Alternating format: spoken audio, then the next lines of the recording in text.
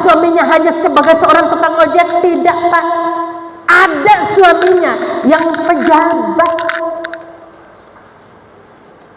Ada suaminya yang pejabat. Tapi masih, saya tanya, ibu tidak diberikan uang? Ada, justru uangnya yang berlebihan. Masya Allah. Jadi kekurangan uang pun tersesat, tidak punya uang pun, berlebihan uang pun tetap tersesat. Kembali kepada laqad khalaqnal insana fi ahsani taqwim. Masya Allah. Jadi kalau berbicara tentang ibu, subhanallah, ya, Masya Allah, saya sering ulang anekdot. Mungkin di antara kita ada yang orang bilang pakai pembantu rumah tangga ya, atau bahasanya mau menghilangkan pembantu, itu zaman-zaman dulu kali ya. Itu orang pakai, iya betul, asisten rumah tangga. Asisten rumah tangga, asisten, kata asisten terbawa kepada asisten kantor. Ya, asisten dan itu siapa? Oh, kita punya asisten. Nah, datanglah waktunya. Ini handphone, gadget ini yang akan merendahkan derajat kita sebagai seorang manusia. Tidak menutup kemungkinan seorang ibu. Mah, bikin akan teh. Oh iya nanti. Cinani bikin akan teh. Oh iya. Cinani bikin teh. Taruh. Teh habis, suaminya bilang, "Mah, bikin akan tuh sarapan." Oh iya. Cinani taruh akan tuh sarapan. Cinani lagi. Ya. Mah rupanya badang rasa mau sakit tau. Mau suka mandi air panas. Masa akan tuh air panas. Oh iya. Cinani, masa akan tuh air panas. Bapak mau mandi air panas. Selesai mandi, bapak bilang, "Mah, mari joton tidur." Oh iya. Cinani, bapak akan tuh bapak mau tidur.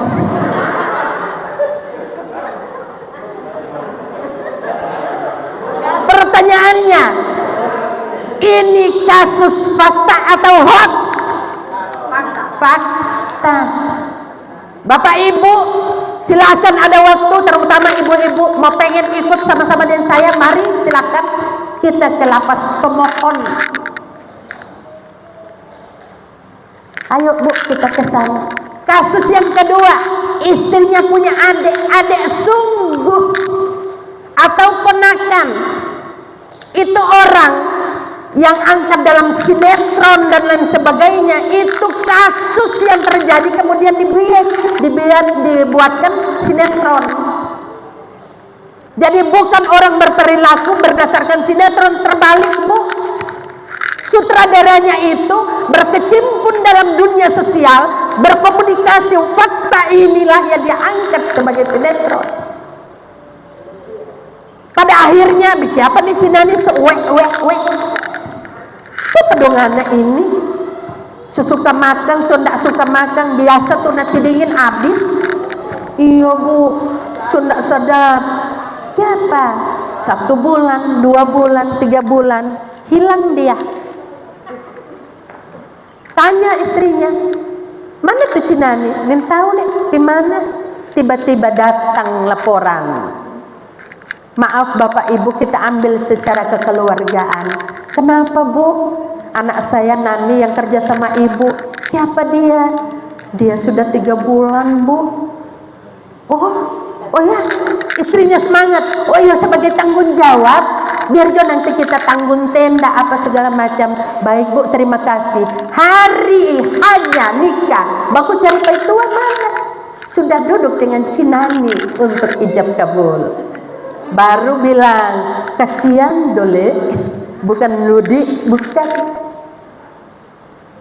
Itulah sehingga Rasulullah Shallallahu Alaihi Wasallam mengaminkan doanya yang pertama Malaikatul Jibril alaihi salam. Kita rasa bu, selama Ramadan kita rasa, subhanallah, membagi waktu antara ibadah dan untuk berjuang membahagiakan keluarga, hampir tidak punya waktu sedikit pun untuk istirahat. Padahal Ramadan tidak masak siang, tidak mempersiapkan masakan siang. Tapi subhanallah, pekerjaan itu satu persatu kita orang baku ganti. Betul ibu-ibu? Sangat betul. Setelah ini pindah di sini, setelah ini pindah di sini.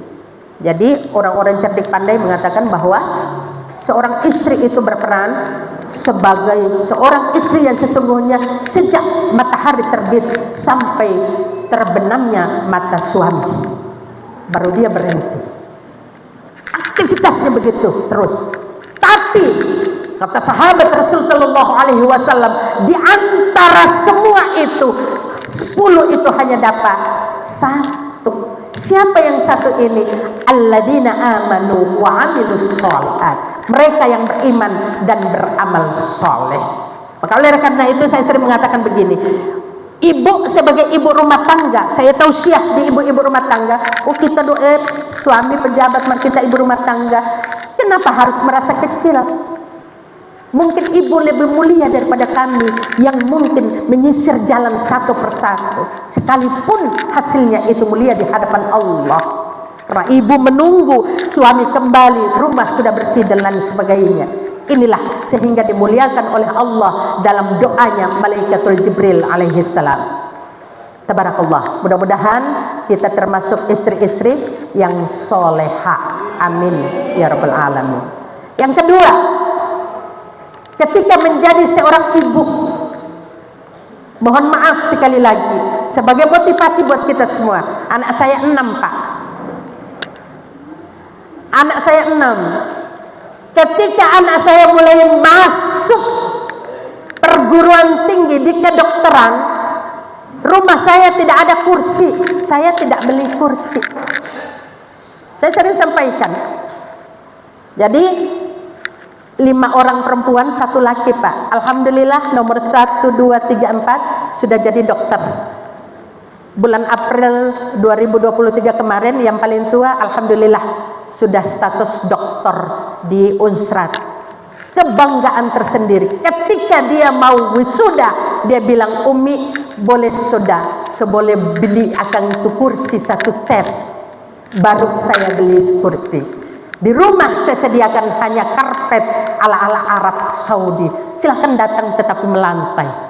Tidak saya sediakan kursi. Tapi kalau Bapak Ibu mau mencari buku, monggo silahkan. Begitu banyaknya buku yang ibu cari, karena menurut saya itulah bekal yang terindah buat anak-anak.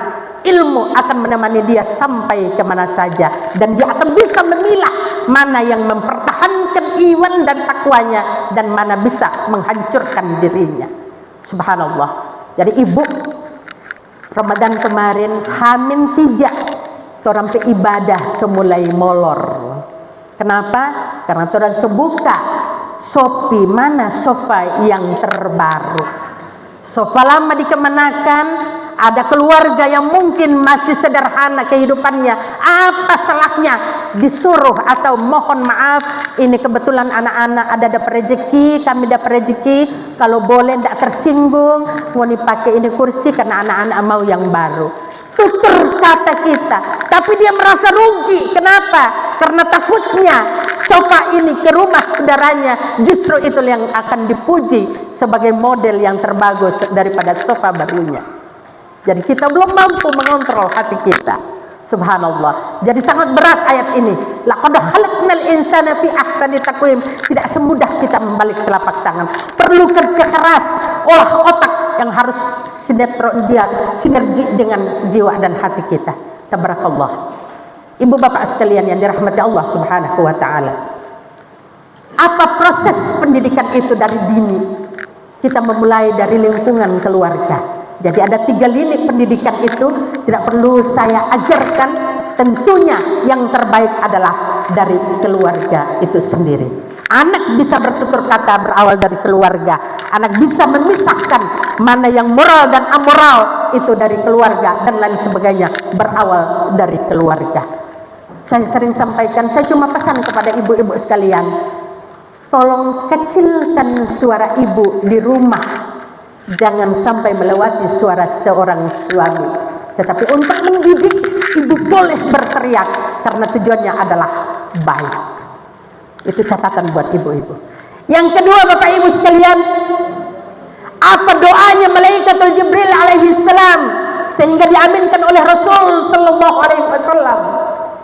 Jibril alaihi salam menyatakan, wahai Allah, jangan engkau terima doa, puasa dan seluruh amal ibadahnya seorang hamba yang menelantarkan tetangganya, yang tega melihat tetangganya kelaparan dan lain sebagainya. Diaminkan oleh Rasul sallallahu alaihi wasallam. Amin, kata Rasul.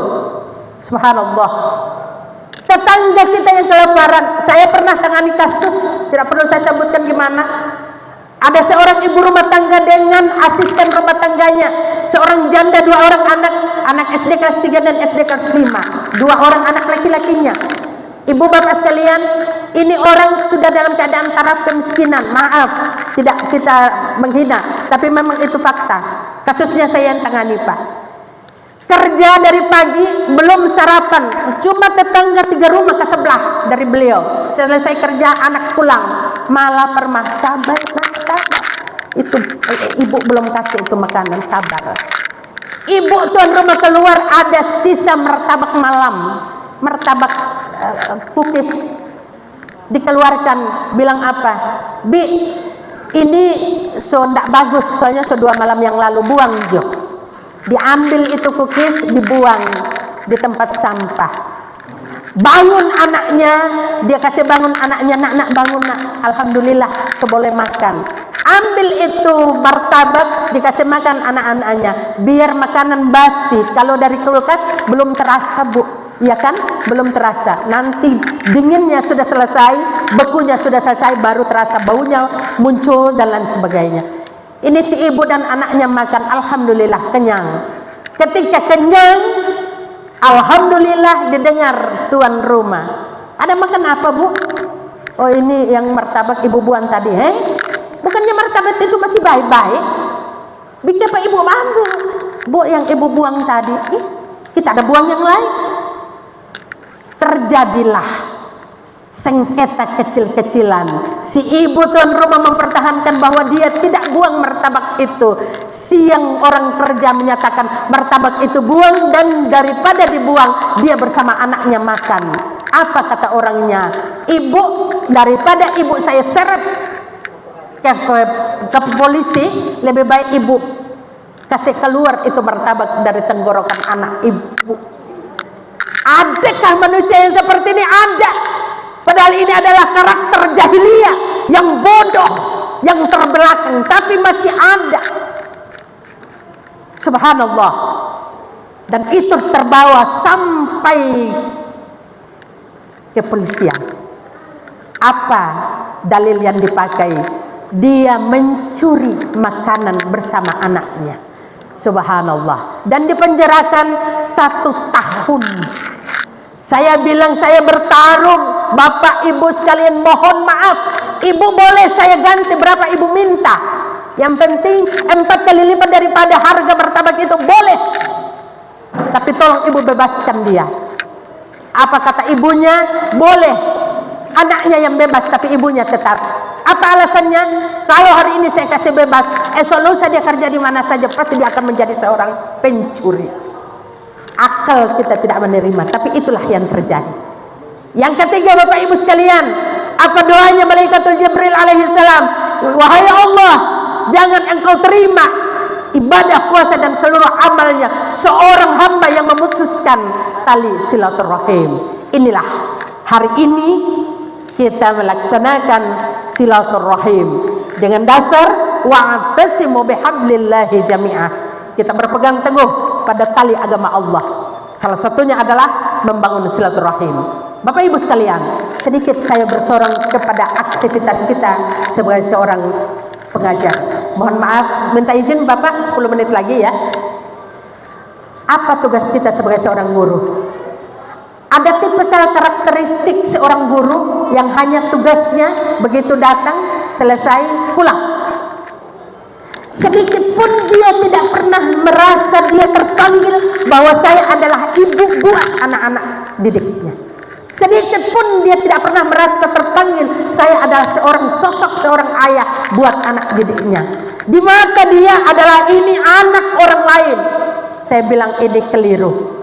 Kapan kita membawa kasih sayang itu dari rumah? Saya adalah seorang ibu, saya adalah seorang ayah, sampai kepada tempat tugas kita. Maka insya Allah catatannya adalah anak-anak itu adalah anak-anak kita.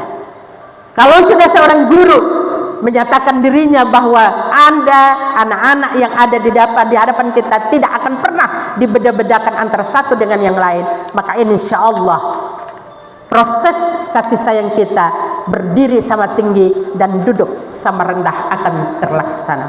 Bapak Ibu sekalian, pasti senggol menyenggol, iri hati, dengki, dendam mustahil kalau tidak ada dalam lingkup kerja kita. Itu pasti ada. Itu pasti ada. Apakah ada bocoran? Tidak. Saya bicara tentang perguruan tinggi saya. Kami menyekolahkan dosen kami, Pak, kurang lebih 15 orang strata S2, 8 orang strata S3. Setelah mereka selesai, semua biayanya dari yayasan. Setelah mereka selesai, hanya 2,5% yang kembali ke perguruan tinggi kami. Yang lainnya bersebar, seakan-akan tidak mengucapkan tanda terima kasih. Apakah kami marah? Tidak. Kami tidak marah. Kenapa? Karena dia bukan anak usia dini. Dia adalah orang dewasa yang nanti akan kembali hati nuraninya. Oh, saya dibesarkan oleh si A, maka saya harus kembali mengucapkan rasa terima kasih saya kepada si A. Kalau dia orang dewasa, tafadhal, ente mau pilih kemana silahkan. Tapi catatan pasti sudah berubah. Dari tinta emas berubah menjadi tinta hitam. Dan kalau Anda kembali mungkin membutuhkan pertimbangan, karena Anda ruang kesadarannya hanya 15% yang ada di dalam kesadaran pribadi Anda. Dan itu terbukti satu persatu. Pola mengajarnya yang rendah, pola pikirnya yang terbelakang, dan lain sebagainya tidak lagi diasuh, dan pada akhirnya datang mengemis untuk masuk kembali. Kata suami saya, mau masuk S apa lagi sampai Anda sadar? Tapi apa saya bilang, Pak, proses kesadaran seseorang ibarat menaiki anak tangga, tahapannya satu persatu. Jemaah sekalian yang berbahagia, oleh karena itu tidak ada satu orang pun yang bisa mempertahankan kepintarannya, ilmunya, kalau dia tidak memiliki rasa kasih sayang. Proses pembelajaran yang kita berikan kepada peserta didik kita, kalau tidak disandarkan dengan kasih sayang dan tanggung jawab, maka sesungguhnya sama seperti anai-anai yang berterbangan. Jemaah sekalian yang berbahagia, saya ingin sampaikan, kita mengajar itu ibarat air. Ini mungkin 2.000 rupiah. Berapa mili? 265 mili. Air ini cuma 3.000 atau 2.000 rupiah. Ketika air ini habis, botolnya saya buang, saya ganti dengan jas jus. Berubah warna, tapi casing yang sama. Ketika saya dinginkan, orang yang kehausan tidak mungkin akan memilih air yang ini, pasti memilih jas jus yang sudah dingin, dan harganya sudah berubah menjadi 5.000 rupiah. Ini sudah kosong, ini sudah kosong, saya ganti dengan madu Arab. Orang yang datang membeli bukan kehausan, tapi membutuhkan satu teguk madu. Dia datang beli dengan casing yang sama, tapi isi yang berbeda. Harganya bukan lagi 3.000, bukan lagi 5.000, tapi saya sudah pasang harga menjadi 25.000. Intinya adalah Bapak Ibu sebagai guru, tata usaha dan lain sebagainya dalam tudung model satu ini, kami yang berada di luar dan di mana saja lingkungan sosial kita yang berbeda, hanyalah casing semata yang menentukan langkah kepribadian, karakteristik, dan menjadi uswatun hasanah bagi seluruh masyarakat, khusus kepada generasi kita adalah isinya. Karena isilah yang mahal, bukan casing. Bapak Ibu sekalian, bolehkah kita menjadi isi di one model ini? Sangat memungkinkan. Dengan cara apa? Di antara siswa kita boleh mengajar segala macam, tapi coba tanya anaknya, guru siapa yang Anda suka? Tidak mungkin dia akan menyebutkan semua guru. Dia akan menyebutkan salah satu guru yang dia sebutkan. Kita akan terus bertanya alasannya apa? Karena dia enjoy, tidak akan memberikan beban kepada kami. Dia humanis, dia sangat toleran dan lain sebagainya. Tapi coba ketika menanyakan kepada anak yang satunya, karena suka guru itu, kita tidak suka. Kenapa? Karena dia ekstrim, wajahnya saja tidak sangat memungkinkan untuk menjadi sahabat. Jadi kita adalah guru, bukan goro. Bapak tahu goro?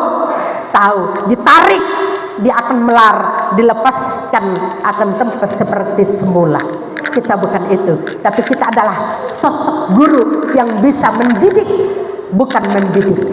Dan insya Allah kita harus menjadi cerdas, cerdas mengolah pikiran, cerdas mengolah hati, cerdas di depan para peserta didik kita, dan kita harus menguasai minimal lebih dari 5% daripada anak-anak. Karena jujur, untuk mengolah yang namanya medsos, jujur saya orang pertama yang angkat tangan, saya terbelakang untuk mengolah medsos. Anak-anak saya yang paling nomor wahid.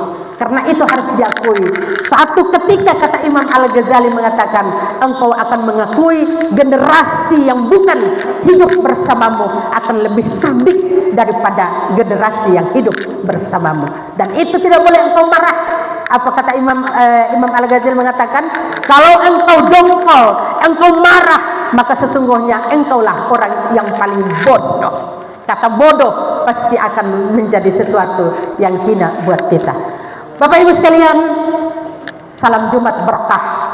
Mudah-mudahan kita menjadi pendidik yang baik. Pesan saya sekali lagi, ajarkan kepada anak-anak sikap toleran. Ajarkan kepada anak-anak apa yang harus diberikan kepada mereka. Berikutnya, jangan ada sikap di antara anak-anak. Kalau boleh variasi kelas, ini sudah pada jago ya, variasi kelas itu harus menjadi momen yang terindah pada